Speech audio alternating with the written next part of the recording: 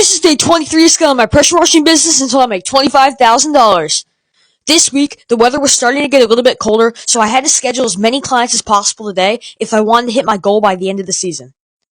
I started off my day by going door to door. This was the first day when I started running into homeowners that had already shut their water off for the season.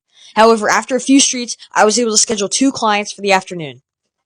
My first client wanted me to pressure wash their lawn chairs, screened-in porch, and their outdoor patio that was covered in moss and algae.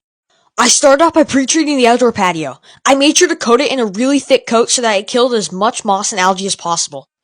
Next, I went over it a few times with my surface cleaner. I also made sure to shovel as much mud and moss as I could off the patio as possible while I worked.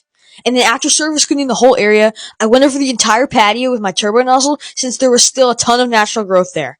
And then finally, I rinsed everything off. After finishing up the patio, I also pressure washed a ton of lawn furniture and a screened-in patio. Here's the before. And here's an after. I made $350 from this job. I quickly packed up my stuff and biked over to my next client's house so I could get the job done before dark. I started off by pre-treating the back patio of my X-Jet. I didn't add in any surfactants since I didn't have time to go home and grab some more.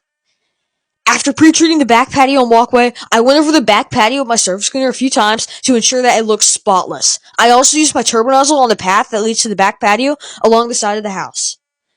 After rinsing off the back patio, I made my way over to the front walkway, where I quickly pressure washed that right as the sun was setting. Overall, I made $200 from this job. See you guys tomorrow for day 24.